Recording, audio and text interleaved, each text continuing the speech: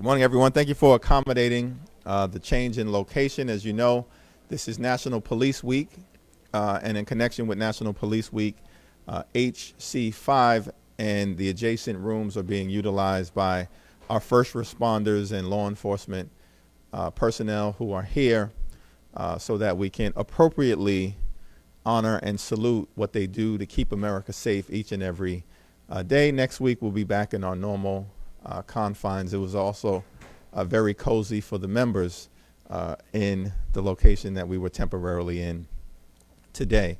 This is a big week for the American people because House Democrats are going to follow up on keeping our promise to lower health care costs for everyday Americans, to protect people with pre-existing conditions, to strengthen the Affordable Care Act, and to continue our effort to drive down the high cost of life-saving prescription drugs.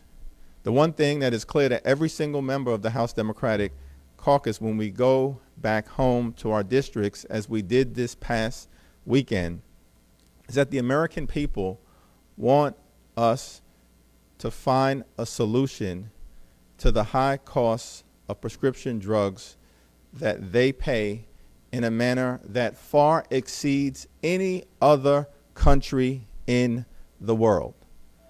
And the reason why we pay such high costs for life-saving prescription drugs is because for far too long, Big Pharma and related special interests have dominated the healthcare debate here in Washington, D.C.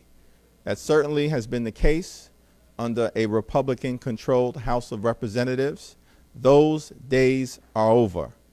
Tomorrow, we will bring to the floor, under the leadership of Chairman Frank Pallone, a comprehensive bill that will protect Americans with pre-existing conditions. More than 100 million people in this country are dealing with pre-existing conditions like heart disease, cancer, and diabetes. The Republicans and the Trump administration want to take away that protection by pushing forward a baseless lawsuit to declare the Affordable Care Act unconstitutional. We as House Democrats believe we should drive down the cost of life-saving prescription drugs, health care, and make sure that we protect Americans with pre-existing conditions.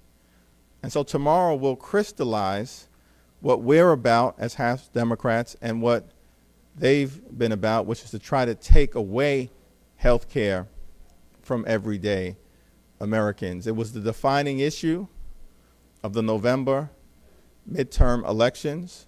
We understand that. We've made promises to the American people. We intend to keep those promises, and we will take a substantial step in that direction this week. Let me now yield to my distinguished colleague, our Vice Chair from the Commonwealth of Massachusetts, Catherine Clark. Thank you, Mr. Chairman, and good morning to everyone. I just want to emphasize something else about the healthcare debate that we're going to be having on the floor this week, and that is putting some restrictions on the use of junk plans. These short-term health plans that my Republican colleagues have been using as a substitute for the robust, comprehensive health care coverage we see through the ACA. Not a single one of these plans that are currently offered have core benefits like maternal health benefits. And coming from my home state, where we have seen such an impact on families from the opioid crisis, we also want to make sure that people have the way to access health care, have the way to access treatment. None of this is available in these short-term plans, and that is why Democrats are taking such a stand this week to say, let's make these truly short-term and limit them to 3 months. And as we are seeing states roll back reproductive freedoms for women, our emphasis on increasing access to health care, to birth control, to making sure that children have health insurance. These are the core values the American public told us in the midterms they want Congress to focus on, and they are the ones that we are continuing to make the priority in the House here in Congress and this week. I also want to highlight that we are going to be passing on Friday in the House the Equality Act. Over half of all Americans have no protections for fundamental rights, whether that's being able to get a mortgage for a house, being able to have access to education, being able to keep your job and be protected from discrimination just because you are a person that is LGBTQ and you want to be able to live your life with equal opportunity. That is what we're going to pass on Friday. This is an important first step to expanding our basic fundamental civil rights in this country. It is deplorable, the comments coming out of the White House saying that they may not fully support these common sense basic extension and protections for everyone, no matter who they are or who they love. And with that, we'll turn it back to the chairman.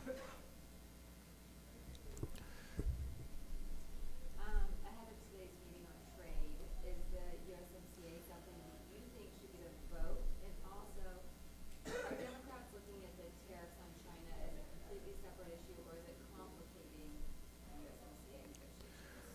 Well, the USMCA should not receive a vote in the House of Representatives until it is mature. In terms of its completion, we believe it's not mature. There are several outstanding issues that need to be resolved.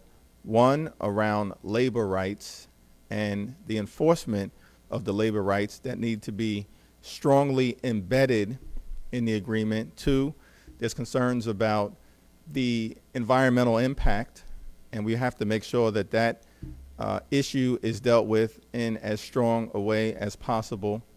Three, there's a concern with how prescription drugs are treated and allocated in the context of intellectual property and their efforts by Big Pharma to try to include provisions that we believe will jam up the American people. And those are all issues that need to be addressed until they are, and we'll discuss those presumably later on today at the meeting that Speaker Pelosi is holding. With respect to the Trump tariffs on China, this is an example of the recklessness of the administration. Reasonable people can agree that we need to do something to alter China's behavior and change the relationship between China and the United States of America. But what Donald Trump has done is to utilize tariffs as a tactic without a strategic vision. We don't need tactics right now. We need a strategic vision to alter the relationship. In our view, one of the things that needs to be done is to bring along the European Union in one united voice, collective with the United States of America, to try to alter the behavior of the Chinese in a more productive fashion. Instead, what the administration has done is to levy tariffs on China and at the same time fight a two-front battle by levying tariffs on the European Union. That's a grave mistake. We should be fighting this battle together. We also need a strategic vision to win the future.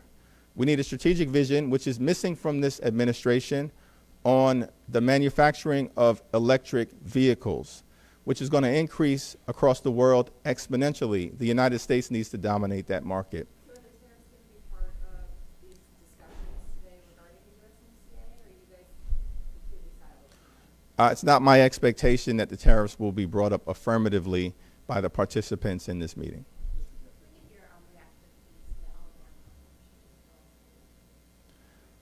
Well, the Alabama bill is clearly inconsistent with the United States Supreme Court's decision of Roe v. Wade. I expect that it will be challenged, but it lays bare the reality that part of the right-wing conservative agenda in the United States of America is to take away reproductive health and freedom from the people of this country. That's a disgrace. Yeah, I just want to say we're not going back. Women in this country are not going to allow our fundamental rights to be infringed upon. And what we're seeing out of Georgia, out of Alabama, supported by Republicans in Congress, our own president saying grossly misleading and horrifying statements about infanticide at his political rallies. We are going to make sure that women in this country have full access to health care. It is protected by our Constitution. That is the law of the land. We certainly understand there are those that are trying to erode that. But we are here to say that women are represented in this Congress in historical numbers. We are not going to be ignored. And we know that this country, across political ideologies, believes that this is a fundamental decisions that are made between a woman, her family, her doctor, and her faith, and that there is no role for us to be eroding that. We need to be doing exactly the opposite of what we're seeing coming out of this administration, supporting access to health care that is comprehensive, that is affordable, that helps take care of women and their reproductive freedoms, and also when they are pregnant. Like I just mentioned with these short-term plans, so-called junk plans, not a single one of them offers maternity benefits, yet that seems okay with some of my colleagues, as this administration joins a lawsuit to completely undo the Affordable Care Act, further putting not only financial pressures, but access to health care for families on the table. It is reckless behavior, and we are here with the work we're doing this week on prescription drugs, the work we did last week on pre-existing conditions, to do our work to make sure that everyone and every woman in this country can access the health care they need and deserve.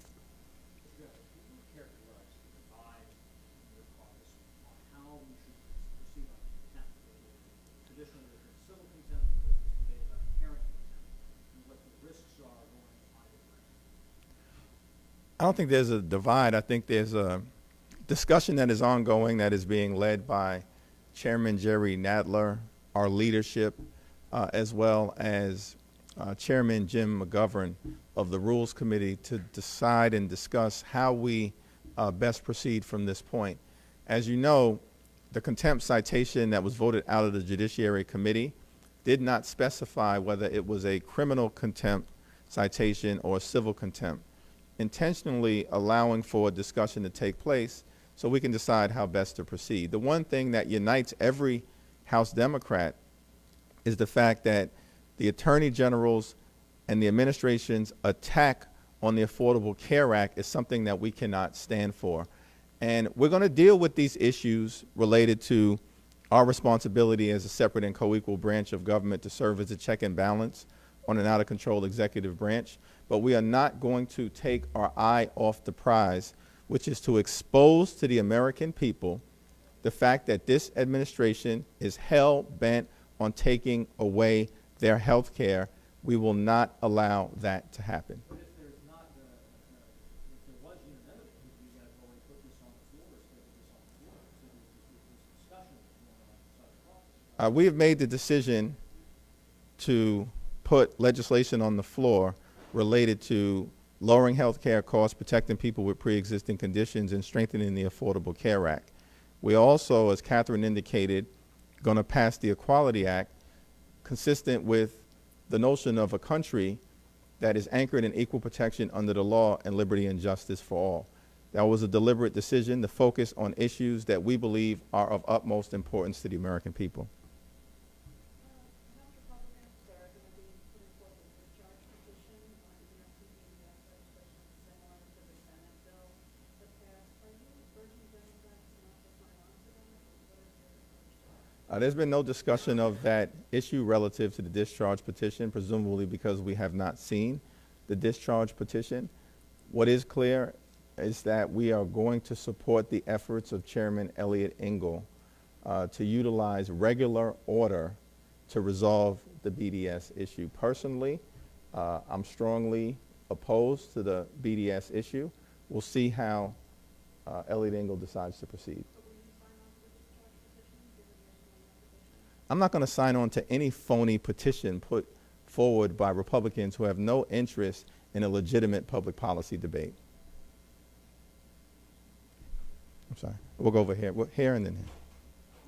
On the abortion issue, there's some language in the appropriations bills that Republicans have objected to, the family planning program and the Title X regs. Is that something that Democrats would be willing to listen on that down the road and talk about what's important to them? Well, there are three types of members of Congress. There are Democrats, there are Republicans, and there are appropriators. I'm going to defer to our appropriator, Catherine Clark, on that issue. You know, this is simply not a question of where the values are on the Appropriations Committee. We believe that the domestic gag rule is something that we just cannot tolerate. Women have the right and need access to full health care.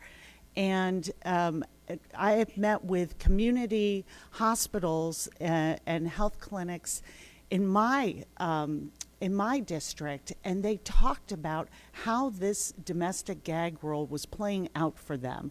These are not community health centers that provide abortions, but it made it very, very complicated for them to be able to refer patients, for patients to be able to access health care that is legal and is protected under our Constitution. It is hard to believe that we're having this discussion and that I was having that discussion with doctors in my district in 2019. So appropriations bills are going forward. The shutdown that the president had over his wall, we certainly wouldn't be in the business of predicting what his reaction will be to the funding of government, to the critical services that we provide. But on the Appropriations Committee, we are committed to making sure that we have bills that are coming forward that meet the needs of American families. And that's everything from expanding child care to making sure that they can access a full range of health care. We will not allow the Republican caveman mentality to prevail in the United States Congress with respect to health care, period, full stop.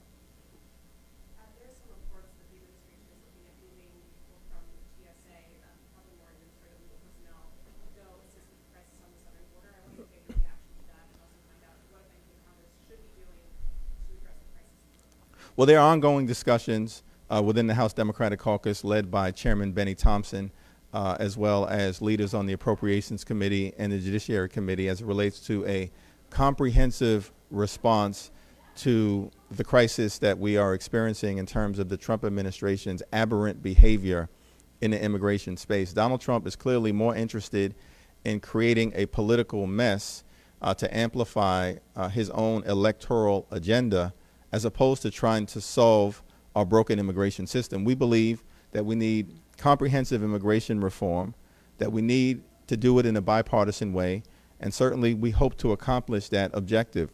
We also need to do forward-looking things like making sure we address the humanitarian and security needs of the Central American and Northern Triangle countries of Guatemala, Honduras, and El Salvador. The last thing that we should be doing is pulling aid from those countries, because that is the genesis of the migration patterns that are coming into the southern border. We want to proceed in a responsible fashion. We want order on the southern border. And in order to accomplish that objective, we should be working together in a bipartisan way. Well, I'll defer to Chairman Benny Thompson to comment specifically on that, but it's part of a generally reckless, tactical approach by this administration to adhere to the president's political objectives as opposed to trying to find a comprehensive solution to our immigration challenges. Last question? On trade, it's clear that problem with how the president has approached negotiations with China and tariffs. Do House Democrats plan to introduce some legislation on House floor so that votes either claw back authority or express displeasure with the president on this issue? Well, that's a possibility, but the president, as you know, has some, not total, but some unilateral authority as it relates to the trade and tariff issue. But we are going to point out that his behavior is leading to increased costs for the American consumer. He is hurting the very people that the president claims he came into office to help. The president said that we were going to get tired of winning. Where is all the winning? We are not winning in North Korea. We are not winning as it relates to the trade war with China. We are not winning as it relates to dealing with the retirement insecurity that older Americans are experiencing because the president's erratic behavior recently has cost at least $1 trillion reduction in the S&P 500, which is going to make it difficult for people who are retirement ready right now to cross into that threshold and enjoy their golden years. What happened to all the winning? Farmers are being hurt significantly because of the president's erratic behavior. So what we are saying is that we need a strategic approach to winning the future as it relates to China, and the president has failed in that regard. Thank you.